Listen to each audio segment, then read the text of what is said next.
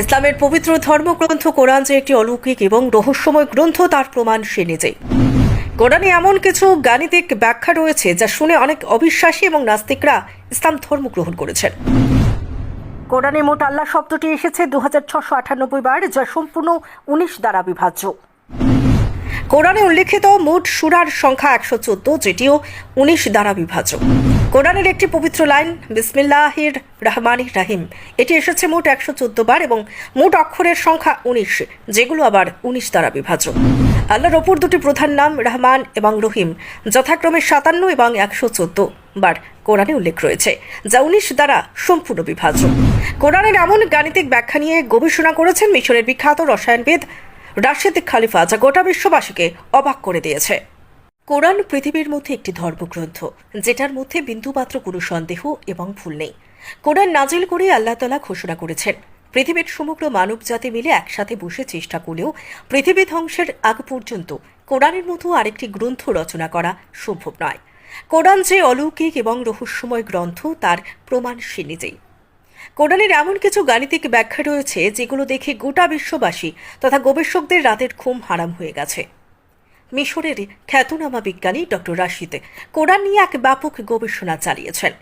তিনি প্রাথমিকভাবে কোরআনের প্রতিটি অক্ষর যেভাবে কোরআনে সন্নিবেশিত আছে সেভাবেই তাকে কম্পিউটারে বিন্যস্ত করেন। কোরআনে 114টি সূরা রয়েছে। 29টি সূরার শুরুতে ব্যবহৃত হরফে মুকাত্তাত যে নিয়মে বিন্যস্ত আছে সে নিয়মের ভিত্তিতে তিনি হিসাব করতে শুরু করেন। এতে করে কোরআনের কিছু অলৌকিক তথ্য তার কম্পিউটার স্ক্রিনে ভেসে ওঠে। এই অলৌকিক তথ্যের একটি হচ্ছে, সমস্ত কোরআন গণিতের এক রহস্যময় বন্ধনী আবদ্ধ হয়ে আছে। কোরআনের পবিত্র একটি বিস্ময়কর গাণিতিক সংখ্যার জাল বোনা রয়েছে। আল্লাহ সংখ্যার মাধ্যমে আল কুরআনকে এমন এক গাণিতিক ফর্মুলায় সাজিয়ে রেখেছেন যেন এতে ব্যবহৃত বর্ণমালা, শব্দ এবং আয়াতসমূহের কোনো রকম পরিবর্তন, সংযোজন এবং বিয়োজন কারো পক্ষে সম্ভব না হয়। সমগ্র কোরআন যেন 19 সংখ্যাটিরই একটি সুদৃঢ় বন্ধন। এই ফর্মুলাটি তৈরি হয়েছে 19 সংখ্যাটির গাণিতিক অবস্থান নিয়ে। 1974 সালে প্রথম আবিষ্কৃত হয় যে কোরআনের প্রতিটি সূরা, প্রতিটি আয়াত, এমনকি প্রতিটি শব্দ 19 সংখ্যার সাথে প্রত্যক্ষ বা পরোক্ষভাবে যুক্ত। আরও ব্যাপক গবেষণার ফলাফল এমন এক পর্যায়ে এসেছে যে কেউ সামান্য গুণ ভাগ বুঝতে পারলে কোরআনে 19-এর প্রয়োগ বুঝতে পারবে। এমন গবেষণার ফল আমাদের স্পষ্ট করে দিয়েছে এই কিতাবে 19 সংখ্যাটিকে একটি গাণিতিক কোড হিসেবে ব্যবহার করা হয়েছে, যা কিতাবটিকে সুরক্ষিত করেছে। কোরআন যে 19 সংখ্যার গাণিতিক কোড দিয়ে সাজানো প্রথম আবিষ্কৃত হয় 1974 সালে। আরবি মুদ্দাসসির শব্দটির অর্থ লুকায়িত বা গোপন। সূরা মুদ্দাসসির কোরআনের 74তম সূরা, আর এই সূরাতেই 19 সংখ্যাটির প্রয়োগ উল্লেখ করে একটি আয়াত 30 নম্বরে আছে। কথা হচ্ছে, যখন আমরা আবিষ্কৃত 19 আর সূরা মুদাসসিরের কোরআনের অবস্থান 74কে পাশাপাশি বসাই, তখন যে সংখ্যাটি পাওয়া যায় তা হল 1974, অর্থাৎ যে সালে বিষয়টি আবিষ্কার হয়েছে তার সমান। হযরত ঈসা নবীর জন্মের পর 1974 বছর ধরে একটি গোপন রহস্য মানব জাতির জ্ঞানচক্ষুর আড়ালে রেখে গিয়েছিলেন মহাশক্তিশালী বিচারধীনের মালিক কি মহামহিম তিনি। 1974 সালটি যখন দুনিয়ায় চলছিল তখন দুনিয়ায় হিজরি সাল চলছিল 1393 সাল।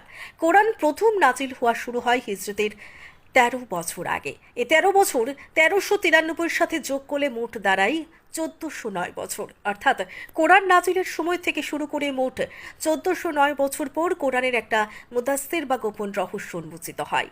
আরও অবাক বিষয়টি হলো, যদি আমরা এই 3টি আয়াতের সংখ্যাগত মানের সাথে কোরআনের সূরাটির অবস্থান 74কে যোগ করি, তাহলে আমরা সেই সাল পাবো যে সালে 19-এর রহস্যে আবিষ্কার করা হয় 1974। যে সূরায় এত কিছুকে গোপন করে রাখা হয়েছে তার নাম মুদ্দাসসির কেন দেওয়া হলো এবার বুঝতে পেরেছে। আপনি যদি সূরা মুদ্দাসসির পড়েন তাহলে দেখবেন এই সূরাটির একটি আয়াত বাদে বাকি সব আয়াতগুলো খুবই ছোট ছোট, আর এই অস্বাভাবিক আয়াতটি হচ্ছে সূরাটির 31 নম্বর আয়াত। একমাত্র এই আয়াতেই 19-এর কার্যকারিতার সম্পর্কে বলা হয়েছে।